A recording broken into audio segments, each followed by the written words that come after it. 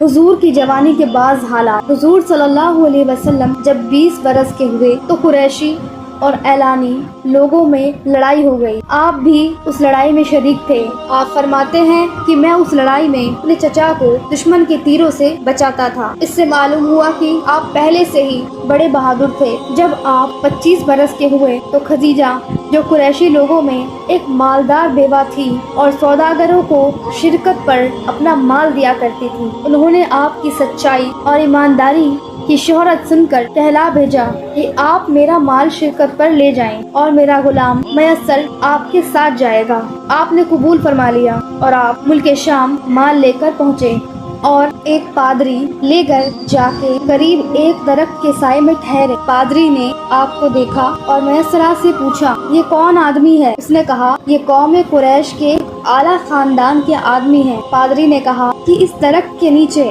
سوائے نبی کے اور کوئی نہیں ٹھہر سکتا۔ آپ نے بہت نفع کے ساتھ مال فروخت کیا اور واپس لوٹ آئے۔ راہ میں میسرہ نے دیکھا کہ جب دھوپ تیز ہو جاتی تو فرشتے آپ پر پروں کا سایہ کرتے تھے۔ آپ نے مال کی سب قیمت حضرت خدیجہ کو دے دی۔ وہ اس قدر نفع پا کر بہت خوش ہوئی اور میسرہ نے پادری کا قصہ اور فرشتوں کا سایہ کرنا سب بتا دیا۔ حضرت خدیجہ نے ورقہ بن نوفل اپنے چچا زاد بھائی جو کہ عیسائی مذہب کے عالم تھے ان سب کو یہ حال کہہ دیا۔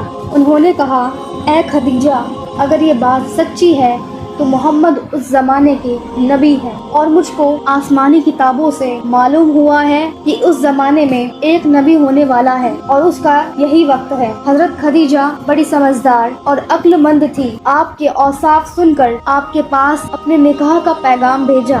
میں آپ کی سچائی اور ایمانداری اور خاندانی شرافت کی وجہ سے آپ کے ساتھ نکاح کرنا چاہتی ہوں۔ آپ نے اس بارے میں اپنے چچاؤں سے ذکر کیا۔ وہ سب بہت خوش ہوئے اور ان سب کے انتظام سے نکاح مکمل ہو گیا۔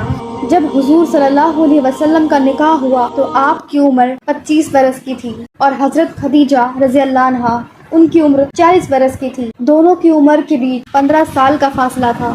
جب آپ 35 برس کے ہوئے تو قریشی لوگوں نے نئے سرے سے کعبہ شریف کو بنایا۔ جب تعمیر حجر اسود تک پہنچی، ہر خاندان کا آدمی یہ چاہتا تھا کہ حجر اسود کو میں اس کی جگہ پر رکھوں گا اور لڑتے جھگڑتے تھے۔ تلواریں چلنے کی نوبت آ گئی۔ آخر یہ راہ پاس ہو گئی کہ جو آدمی صبح کو سب سے پہلے کعبے کے دروازے پر آئے گا اس کی رائے پر عمل کیا جائے گا۔ آپ صبح کو سب سے پہلے دروازے پر پہنچ گئے۔ وہ لوگ آپ کو دیکھ کر کہنے لگے کہ محمد امین ہے، کیونکہ وہ لوگ نبوت کے ظاہر ہونے سے پہلے بھی آپ کو امین کہتے تھے کہ جو کچھ آپ کہتے ہیں سچ کہتے ہیں۔ ان لوگوں نے آپ کی رائے دی۔ آپ نے فرمایا کہ ایک بڑی چادر لاؤ۔ چادر لائی گئی۔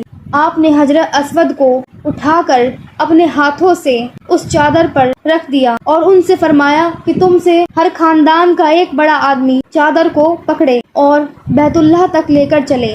جب وہاں پہنچے تو آپ نے حجر اسود کو اٹھا کر اس کی جگہ پر رکھ دیا اور سارا جھگڑا ختم کر دیا۔ قریشی لوگ آپ کی اس تدبیر سے بہت خوش ہوئے۔ جاننا چاہیے کہ حجر اسود ایک کالے رنگ کا جنتی پتھر ہے جو حضرت آدم علیہ السلام کے ساتھ جنت سے آیا تھا کہ کعبہ شریف کے قریب لگایا جائے۔ اب تک وہ کعبہ شریف میں لگا ہوا ہے۔ جن کی قسمت میں ہے وہ اللہ کے گھر کی زیارت کرنے کے ساتھ اس کی زیارت سے بھی برکت حاصل کرتے ہیں۔ بیت اللہ شریف اور حجر اسود دعا قبول ہونے کی خاص مقام ہے۔ اے اللہ، ہمیں بھی اپنے پاک گھر کی اور رسول خدا صلی اللہ علیہ وسلم کے روضے انور کی اور جنتی پتھر کی زیارت نصیب فرمانا۔ آمین۔